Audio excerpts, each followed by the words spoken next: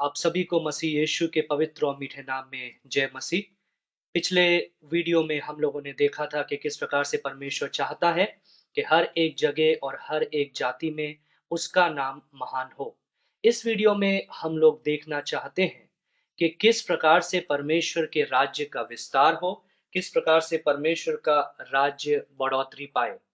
इस बात को देखने के लिए हम लोग मरकुस 4 उसका 26 से 29, मरकुस रचित सुसमाचार उसका चौथा अध्याय उसका 26, 27, 28 और 29वां पद, इस पद को हम लोग पढ़ेंगे और पढ़ करके इस पे मनन करेंगे और देखेंगे कि परमेश्वर का राज्य का विस्तार किस प्रकार से किया जाए।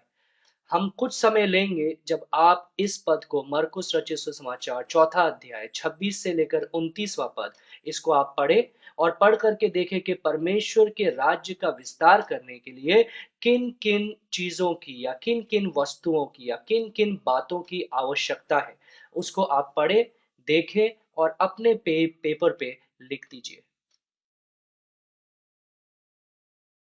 आशा करते हैं कि आपने मरकुस रचित सुसमाचार उसका चौथा अध्याय उसकी 26 से लेकर के 29वें पद तक पढ़ लिया है और परमेश्वर ने आपसे बातचीत किया है। आपने कई बातों को लिखा होगा, उसमें से 6 बातों को हम लोग देखते हैं जो सबसे महत्वपूर्ण है।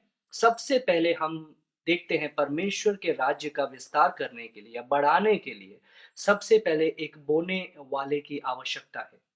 अब ये बोने वाला कौन है? क्या ये कोई पासवान है? क्या ये कोई सुसमाचार प्रचारक है?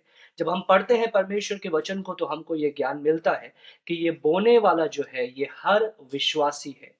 बोने वाला हर विश्वासी, कलीसिया का हर विश्वासी बोने वाला व्यक्ति है।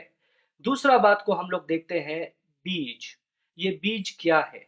ये है परमेश्वर का सुसमाचार। परमेश्वर का वचन जो यीशु के बारे में बताता है, मसीह यीशु के बारे में बताता है, वो है सुसमाचार और वही है बीज परमेश्वर के वचन के अनुसार। तीसरा बात हम लोग देखते हैं, भूमि।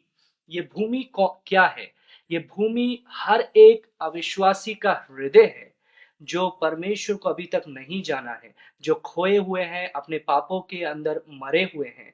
इनकी जो हृदय है या इनका जो मन है, वो है बीज बोने वाली, सुसमाचार का बीज बोने वाली भूमि। चौथा बात हम लोग देखते हैं, ऋतु। ये ऋतु क्या है? ये समय है जो परमेश्वर अपने समय में अपना कार्य को करता है। बोने वाले हम हैं, बीज परमेश्वर का सुसमाचार है, भूमि अविश्वासियों के हृदय है, ऋतु समय है जो परमेश्वर अपने समय में उनके दिलों को बदलता है, परिवर्तित करता है और वे लोग यीशु को अपना परमेश्वर, प्रभु, उद्धारकर्ता स्वीकार करते हैं। पांचवा हम लोग देखते हैं, ये सबसे महत्वपूर्ण है, ये है पवित्र आत्मा। हम कितना भी बीज बोले, हम कितना भी जाके सुसमाचार सुना लें, लेकिन अगर पवित्र आत्मा का कार्य नहीं है तो कुछ भी नहीं हो सकता है। बढ़ोतरी का काम पवित्र आत्मा का है। जिस प्रकार से हम लोगों ने इस दृष्टांत में देखा है कि बीज बोने वाला बीज बो करके निकल जाता है, लेकिन पृथ्वी आप फल लाती है, पहले अंकुर फिर बाल, तब बालों में तैयार दाना। ये जो है, ये है पवित्र आत्मा जो अपने समय में अपने कार्य को करता है। छठा बात जो हम लोग देखते हैं इस दृष्टांत के अनुसार, वो है हँसिया।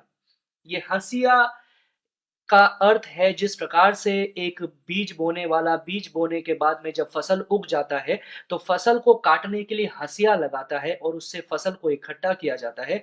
उसी प्रकार से जब अविश्वासियों के मन पवित्र आत्मा के द्वारा, परमेश्वर के वचन के द्वारा, सुसमाचार के द्वारा बदल जाते हैं, तो हँसिया का अर्थ है कि हम उनको काटते हैं और परमेश्वर के राज्य के अंदर इकट्ठा करते हैं।